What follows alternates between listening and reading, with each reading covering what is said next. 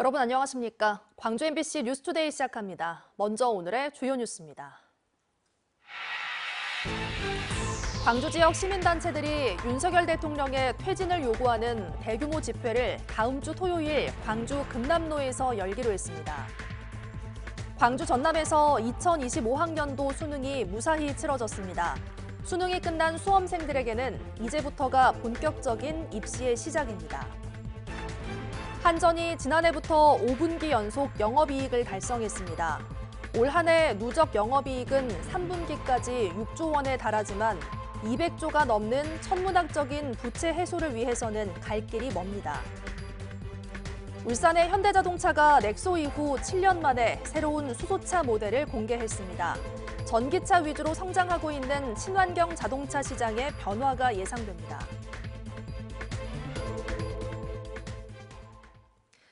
윤석열 대통령의 퇴진을 외치는 지역사회 목소리가 커지고 있습니다. 윤 대통령 탄핵을 주제로 광주 지역 시민단체들이 어제 시국회의를 열었는데 오는 23일 광주에서 대규모 집회를 열기로 했습니다. 또 지난주 전남대 교수들이 윤 대통령을 규탄하는 시국선언을 한 데 이어 어제는 전남대 학생들도 시국선언에 나섰습니다. 보도에 김초롱 기자입니다. 광주 시민 100여 명이 한자리에 모였습니다. 지역 시민단체 9곳이 공동 주최한 시국회의입니다. 퇴진을 넘어 새로운 대한민국을 주제로 자유토론을 벌이고 있습니다.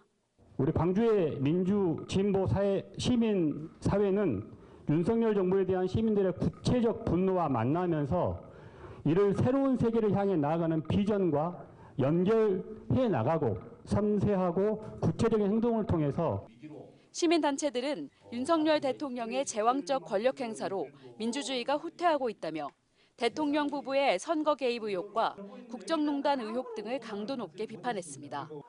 하지만 이 같은 시민들 분노에도 박근혜 대통령 탄핵 때와 달리 촛불 집회로 이어지지 않는 것은 대통령 거부권에 막힌 연이은 특검 실패와 민주당 보수화 경향이 겹치면서 시민들 열망이 제대로 분출되지 못하고 있기 때문이라고 진단했습니다.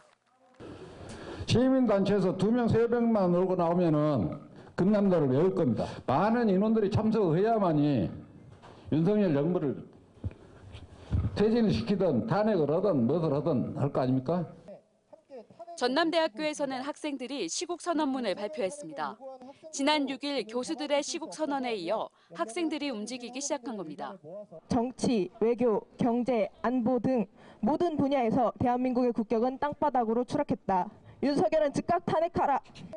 학생들은 김건희 여사의 명품 가방 수수와 주가 조작 의혹에 더해 명태균 씨의 국정농단 실체가 드러났다며 대통령 퇴진을 요구했습니다. 최근에 보면 전국적으로 학교나 혹은 교수님들, 학생들이 이 윤석열 탄핵 시국선언을 많이 하고 있는 걸 좀 보고 마음과 맞는 다른 친구와 함께 지역 시민단체들은 이번 시국회의 내용을 바탕으로 다음 주 토요일 광주 5.18 민주광장에서 대규모 시국 대성회를 열기로 했습니다. 시민단체들의 움직임에 광주 민심이 어떻게 반응할지 주목됩니다. MBC 뉴스 김초롱입니다. 오늘 출근길 흐린 날씨가 이어지고 있습니다. 광주와 전남에 오늘 오전까지 5에서 10mm가량의 약한 비가 지날 수 있겠습니다. 비는 오전 중에 대부분 그치겠지만 현재 위성 영상으로 확인할 수 있듯이 종일 구름 많은 날씨가 이어질 예정입니다. 한편 토요일 오후부터 일요일 오전 사이 5mm 안팎의 약한 비가 또 한 차례 지나겠고요. 일요일부터는 강한 찬바람이 불어들면서 기온이 급격히 낮아지겠습니다.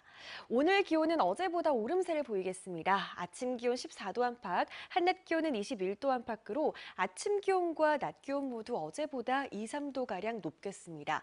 토요일인 내일까지도 큰 추위는 없겠는데요. 일요일 비가 지난 이후 광주의 낮 기온 무려 8도가량 내림세를 보이겠습니다. 날씨 정보였습니다. 고대 한반도에 살았던 사람들은 죽음을 어떻게 받아들였을까요? 고대인들의 장례의식과 내세관을 엿볼 수 있는 상형토기와 토우 장식을 국립광주박물관이 선보이고 있는데요. 국보급의 귀한 유물들도 만나볼 수 있습니다. 보도에 박수인 기자입니다. 하늘과 땅을 오가는 새를 고대인들은 죽은 자를 하늘로 인도하는 안내자로 여겼습니다. 그래서 죽은 자의 무덤에 흙으로 빚은 새의 형상을 함께 묻었습니다. 반려견으로 보이는 동물 형태의 토기와 술잔 모양의 토기를 함께 묻기도 했습니다. 해남의 무덤에서는 답을 짓는 부뚜막 형태의 토기가 발견됐습니다. 당시 사람들은 죽어서도 그 삶이 계속 이어진다고 생각했던 것 같습니다. 그래서 그 사람이 생전에 사용했던 그런 것들을 무덤에 넣어서 죽은 후에도 계속 사용할 수 있게끔 했던 것 같습니다.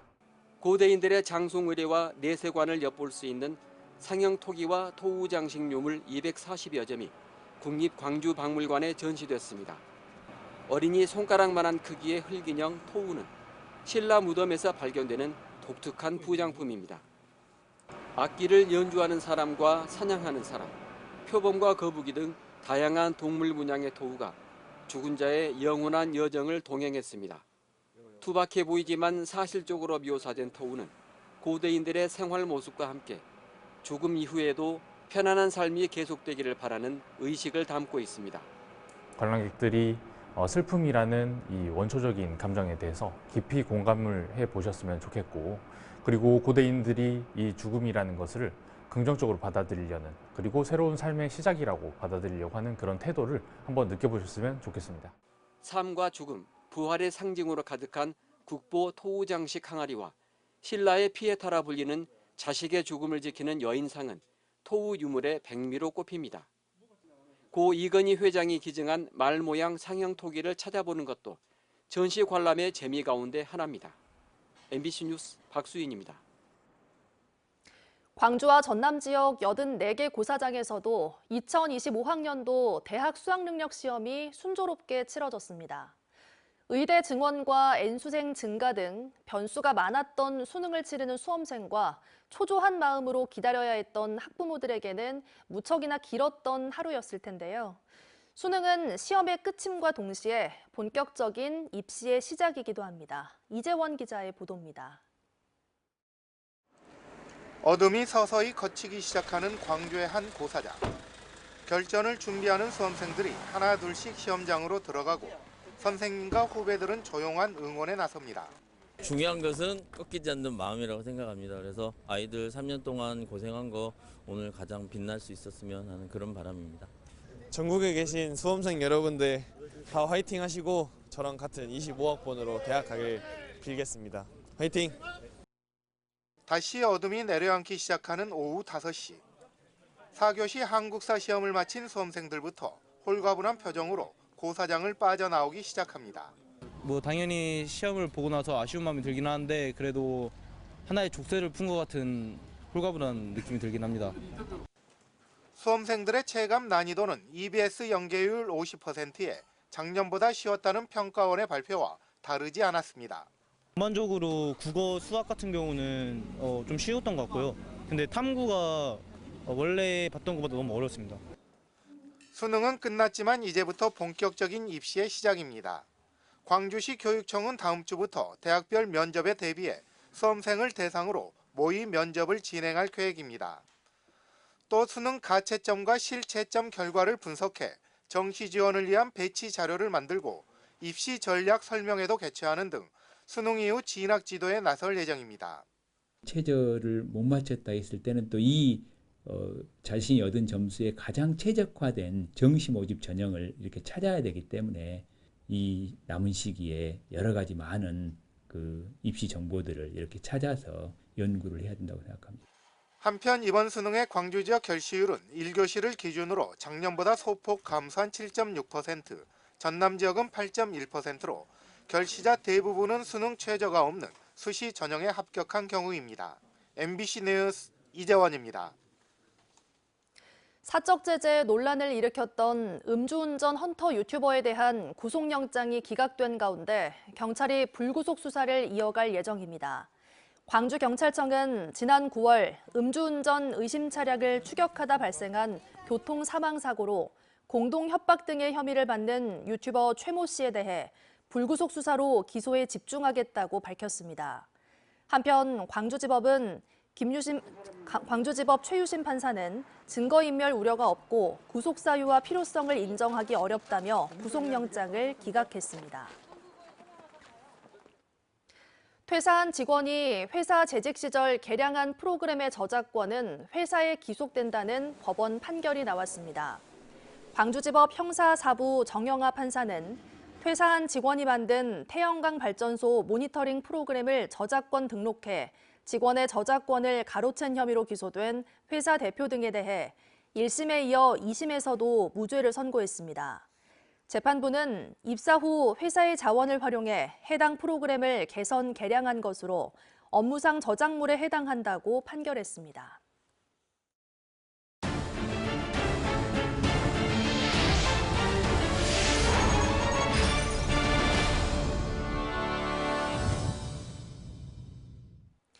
우리나라에 머무는 외국인 유학생은 모두 20만 명으로 해마다 증가하고 있는데요.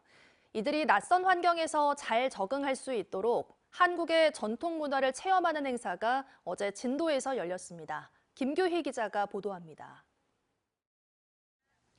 멋들어진 한옥 처마 아래 관광객 50여 명이 옹기종기 모였습니다. 베트남부터 태국, 미얀마까지 외국인 유학생들도 눈에 띕니다. 각 시군 문화도시센터에서 서로의 문화를 나누고자 마련한 문화교류 탐험대 프로그램. 올해는 참가 대상을 다문화 가정과 외국인 유학생으로 넓혔습니다. 이 해외에서 교환 학생으로 오신 우리 친구들이 진도에 오면 다른 지역에서 볼 수 없는 그 그림의 독특한 남종화의 특징이랄지 민속, 소리 이런 거를 같이 접할 수 있는 그런 기회가 됐으면 좋겠습니다. 조선 말기 동양화의 한 종류인 남종화의 대가 소치 허련 선생의 화실을 방문해 한국의 자연 풍경을 담은 작품들을 감상한 유학생들. 웅장하면서도 여백의 미를 살린 고유의 산수화가 낯설면서도 신기할 따름입니다. Hôm nay tôi đến đây gặp được rất nhiều người Hàn Quốc rất tốt bụng và tôi đến đây ngắm nhìn được phong cảnh rất đẹp và cảnh vật Hàn Quốc rất là xinh đẹp. Ở đây có những bức tranh tuyên truyền về văn hóa Hàn Quốc rất nổi bật. 난생 처음 붓글씨를 써보는 체험도 해봅니다. 한국어 선생님 하고 싶어요. 한글 처음 썼어요. 재미있어요. 외국인 유학생들은 수묵화와 서예, 판소리 등 다양한 전통 예술을 보고 들으며 한국인의 정서와 문화를 익혔습니다. 한국에 머무는 외국인 유학생은 모두 20만 명으로 해마다 늘고 있는 상황. 학업을 넘어 취업과 이주까지 고려하는 유학생이 늘면서 이들을 포용하기 위한 여러 시도가 이어지고 있습니다. MBC 뉴스 김규희입니다. 아연 도금 강판 제품은 자동차와 생활가전 등에 주로 사용되는 대표적인 고부가 가치 철강 제품입니다. 포스코 광양제철소가 도금 생산 공장 가동 36년 만에 누적 생산량 1억 톤을 달성하는 성과를 기록했습니다. 보도에 김주희 기자입니다. 포스코 광양제철소 제6 용융 아연 도금 강판 공장. 압연된 코일을 풀어 표면을 세척한 뒤 열처리를 하고 용융 상태의 아연 도금 욕조까지 통과시키면 강판 제품이 생산됩니다. 현재 광양제철소 내 아연 도금 강판 10개 라인에서 생산되는 제품은 연간 410만 톤에 이릅니다. 포스코 광양제철소가 도금 공장의 상업 가동에 들어간 지 36년 만에 최근 누적 생산량 1억 톤을 달성했습니다. 자동차 강판 1억 톤을 총 환산하면은 차량 1억 대 정도를 생산할 수 있는 양이 되겠으며 이것을 총 길이로 환산하면은 지구 한 134바퀴 정도의 길이가 됩니다. 포스코 광양제철소의 아연도금 강판 제품은 세계적으로 기술력을 인정받고 있습니다. 제품 표면이 미려하고 도금 부착량 제어가 정밀해 자동차와 가정기기 등 부분의 활용 범위가 늘어나는 추세입니다. 특히 내식성과 성형성, 용접성, 도장성도 우수해土木 건축 등 산업 분야로까지 사용 범위가 확대되고 있습니다. 미래 시장 선점을 위해 특화된 도금 제품을 생산하고 스마트 기술 기반의 공장을 구축해 초격차 경쟁력을 갖출 수 있도록 끊임없이 혁신하겠습니다. 잇따른 신소재 개발로 기존 철강 제품의 경쟁력이 갈수록 위축되고 있는 상황. 원가 관리를 통한 수익성 개선만 담보될 수 있다면 포스코 광양제철소의 아연도금 강판은 미래 세계 철강 시장을 주도해 나갈 수 있는 핵심 경쟁력이 될 수 있을 전망입니다. MBC 뉴스 김준입니다. 한국전력이 올 3분기까지 5조 9,457억 원의 영업이익을 달성하며 5분기 연속 흑자를 기록했습니다. 한전 측은 지난해 3차례 요금 인상으로 전기 판매 수익이 늘었고 국제 에너지 가격도 안정화된 영향이라고 분석했습니다. 하지만 203조 원에 달하는 총부채를 해소하기에는 부족한 수준이라는 게 업계 분석입니다. 한전은 재정 건전화 자구 노력 등을 통해 단계적으로 누적 적자를 해소하겠다고 밝혔습니다. 광주 남구에 이어 광산구도 무단 방치된 전동 킥보드를 즉시 견인 조치하겠다고 밝혔습니다. 광주 광산구는 차도와 횡단보도 진입로 등 견인구역에 불법 주정차된 개인형 이동장치에 대해 즉시 견인 조치를 취하고 업체에 견인료를 부과하겠다고 밝혔습니다. 한편 남구는 지난 7월부터 5개 자치구 가운데 처음으로 불법 주정차된 전동 킥보드를 견인하는 정책을 시행하고 있습니다.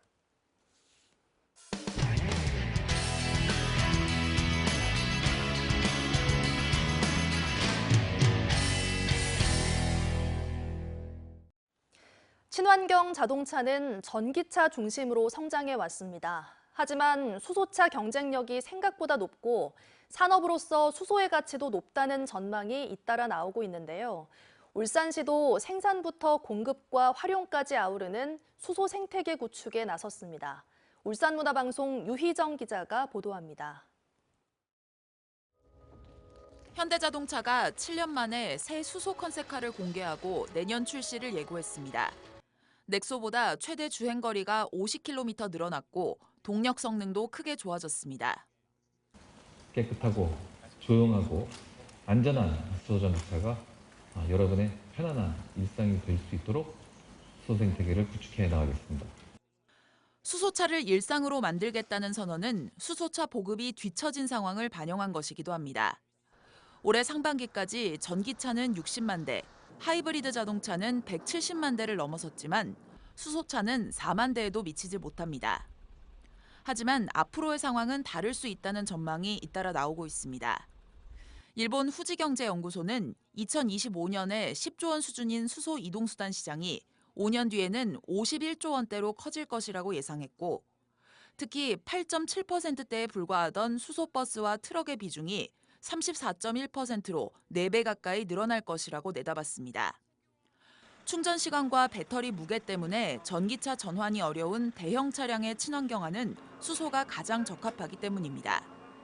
수소 전기차를 굉장히 열심히 하고 있습니다. 승용차도 곧 준비하겠지만 밴을 만들고 그다음에 트럭도 준비하고 있고 굉장히 많은 회사들이 나오고 있는데, 다만 수소차 보급을 뒷받침할 수소의 생산과 유통, 공급의 문제는 넘어야 할 과제입니다. 수소를 만들어서 운송해서 보관해가지고 활용하는 데까지 걸리는 모든 산업을 현대차가 하겠다 하는 것입니다. 전국 최초로 수소 시범 도시를 만든 울산시가 수소 생태계 구축에도 나서는 이유입니다. 새로운 에너지가 자리 잡으려면 새로운 환경이 조성돼야 하기 때문입니다. 물류 부분의 친환경차 기술 개발이 가속화될 것이고, 그리고 수소를 생활 전반에 활용하는 청정 수소 에너지 선도 도시 울산의 입지도 한층 더 강화될 것입니다. 울산시는 한 발 앞선 새로운 에너지 환경 구축으로 새 시장을 개척하고 도시의 발전을 도모하고 있습니다. MBC 뉴스 유희정입니다. 조의를 표하기 위해 단체장 명의로 보내는 깃발인 근조기. 장례식장에서 흔히 보셨을 텐데요. 서거석 전북교육감 취임 이후 전북교육청이 근조기 관련 예산으로 1억 원 가까이 쓴 것으로 드러났습니다. 허술한 행정인지 용역업체를 위한 특혜인지 이번 보도를 보고 판단해 보시죠. 전주문화방송 허연호 기자입니다. 장례식장에서는 화환 대신 단체나 기관장 명의로 조의를 표하기 위해 설치된 근조기를 쉽게 볼 수 있습니다. 기분이 좋잖아요. 면도 좀 쓰고 챙겨주고 많이 살펴준다는 그런 느낌도 들고. 근조기는 시중에서 10만 원에서 20만 원이면 제작할 수 있습니다. 그런데 최근 3년 동안 전북교육청에서 축기와 근조기 구입 비용으로만 무려 5,100여만 원을 쓴 것으로 나타났습니다. 교직원 수가 5배가 넘는 경기교육청이 같은 기간 1,000만 원 남짓, 3배 수준인 서울시 교육청이 210만 원 쓴 것에 비해 과다한 액수입니다.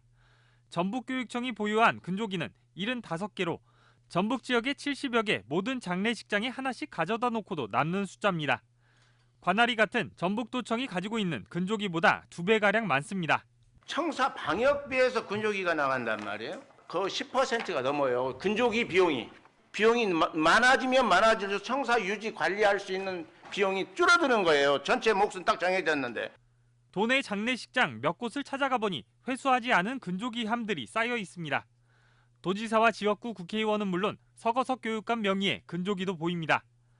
전북교육청은 근조기 배달과 설치 용역을 위탁했는데 전주 시내는 18,000원이지만 군 지역은 최대 43,000원까지 받습니다. 워낙 깃발수가 많다 보니 일부 장례식장에는 배달과 설치 용역 자체가 무색하다는 진술도 나옵니다. 보통은 전화해서 우리 보고 설치해달라고 그래요. 확인해보고 있으면 미안한데 서거석 교육감 지난번에 좀 설치해주라고. 실제 근조기와 축기 배달 관련 비용도 전임 김승환 교육감 시절 2년 동안 200에서 300만 원 수준에서 최근 2년 동안 4,400여만 원으로 10배 넘게 늘었습니다. 기쁨은 함께하면 2배가 되고 슬픔은 함께하면 반으로 준다, 그런 취지로 해서 근조기를 좀 늘렸고, 교육감 교체에 특자도 출범으로 명칭도 바뀌어 어쩔 수 없었다는 것이 교육청 해명이지만 비슷한 사정인 타 지자체와 비교해도 많은 예산을 소모해 논란은 불가피해 보입니다. MBC 뉴스 허연호입니다. 일제에 의해 무단 반출되고 6.25 전쟁으로 크게 훼손되며 순환을 겪었던 비운의 국보, 지광 국사탑이 복원돼 일반에 공개됐습니다. 무려 113년 만에 아름다운 모습으로 제자리를 찾았습니다. 원주문화방송 윤하은 기자의 보도입니다. 국보 지광국사탑이 가림막을 벗고 위용을 드러냅니다.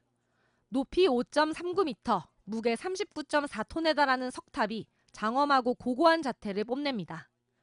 역대 가장 개성 있고 화려하다는 평가를 받는 승탑답게 전체적으로 정성스럽게 새겨진 연꽃무늬 장엄 장식이 눈길을 끌고 역동적인 모습으로 가마를 나르는 사람들, 물결 치듯 부드러운 구름을 타고 가는 신선의 모습도 보입니다.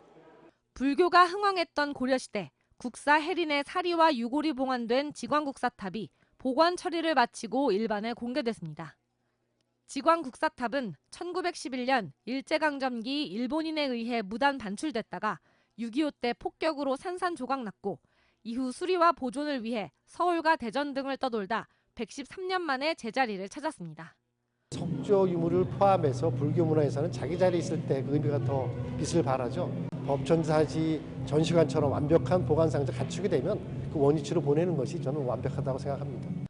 본래 있던 원주시 불온면 법천사지에 돌아온 것도 의미가 크지만 원형 복원을 위해 2016년부터 5년 동안 수많은 연구와 노력이 있었습니다. 유사한 재질의 석재를 찾고 미술사적 고증을 통해 문양과 도안을 복원했습니다. 오염물질 세척에는 레이저 기술이 적용됐고 3차원 스캐닝 인쇄 기술로 부재를 다듬었습니다. 부재마다 곳곳에 금이 나고 깨지고 또 아름다운 조각들이 오염물에 덮여 있고 또 과거에 보수된 시멘트와 콘크리트까지 탑의 형태도 특별하지만 저보다도 화려하고 아름다운 조각들이 잘 복원되었기 때문에 그 가치가 더욱 빛이 납니다. 이곳 유적 전시관 안에 자리 잡은 지광국사탑은 진도 7의 지진도 버틸 수 있도록 면진대 위에 세워졌습니다. 지광국사탑이 본래의 아름다운 모습을 찾아 원주에 돌아온 것을 계기로 앞으로 본래 자리를 떠나 있는 많은 문화재들이 제자리를 찾는 신호탄이 될 것으로 기대됩니다. MBC 뉴스 윤하은입니다. 광주시가 도시계획위원회 위원을 오는 27일까지 공개 모집합니다. 모집 대상은 토지 이용과 건축, 주택과 교통 등 7개 분야의 전문가 20명입니다. 위원 임기는 내년 1월 1일부터 시작해 2년간이며 도시계획 분야의 심의와 자문을 위해 매달 정기회의 등에 참여하게 됩니다. 광주 쓰레기 소각장 입지 후보지가 4곳으로 압축됐습니다. 광주시에 따르면 자원회수시설 입지선정위원회는 자치구가 제출한 입지 후보지 6곳을 대상으로 자치구 검토 의견들을 종합한 결과 후보지를 4곳으로 결정했습니다. 후보지는 서구, 서창, 광산구, 동산, 삼거, 지평 등 4곳입니다. 입지선정위원회는 향후 현장 방문과 평가 절차를 거쳐 최종 입지 후보지 순위를 확정할 예정입니다. 올여름 역대급 폭염으로 피해를 본 배 농가들이 특별 지원 대책을 마련해달라고 정부에 촉구했습니다. 배 수확에 피해를 입은 농민 500여 명은 어제 나주배 원예 농협에서 비상총회를 열고 폭염 피해를 자연재해로 인정하고 그에 맞는 피해 보상을 지원해야 한다고 주장했습니다. 그러면서 기후변화로 배 농가들의 피해는 늘어가고 있는데 농민들을 위한 농업 정책은 이를 따라잡지 못하고 있다고 비판했습니다. 고흥군이 제4회 마리안느 마가렛 봉사대상 수상자를 선정했습니다.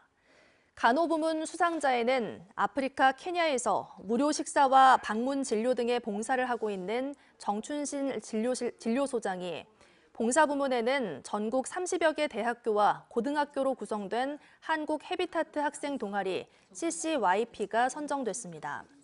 이번 봉사 대상은 고흥 소록도에서 한센인을 위해 43년간 헌신한 마리안느와 마가렛의 봉사 정신을 이어받기 위해 마련됐고, 시상식은 오는 29일 소록도 마리안느 마가렛 나눔연수원에서 진행됩니다. 오늘 출근길 흐린 날씨가 이어지고 있습니다. 오전까지 광주와 전남에 5에서 10mm가량의 비가 내릴 것으로 보입니다. 비는 오전 중에 그치겠지만 비가 그친 뒤로도 위성 영상에 보이시다시피 구름 많은 날씨가 이어지겠습니다. 한편 토요일 내일 늦은 오후부터 일요일 오전 사이 5mm 안팎의 비가 또 한 차례 지날 것으로 보이고요. 일요일에는 시속 55km에 달하는 강풍이 불면서 날이 추워지겠습니다. 오늘 기온은 어제보다 오름세를 보이겠습니다. 아침 기온 14도로 출발해 한낮 기온 21도로 아침 기온과 낮 기온 모두 어제보다 2, 3도가량 높겠습니다. 대부분 지역에서 구름 많은 날씨가 이어지고 있습니다. 순천의 낮 기온 21도, 여수의 낮 기온 19도 안팎 예상됩니다. 바다의 물결은 전해상에서 최고 1.5m로 일겠습니다. 토요일인 내일까지는 오늘과 기온이 비슷한 가운데 큰 추위 없겠는데요. 비가 지나고 일요일 낮 기온은 전날보다 8도가량 내림세를 보이겠고요. 다음 주에는 추위가 더 심해지겠습니다. 날씨 정보였습니다. 이상으로 뉴스 마칩니다. 함께해 주신 여러분 고맙습니다. 언제 어디서나 내 손 안의 뉴스. 광주 MBC 뉴스 유튜브 구독으로 함께하세요.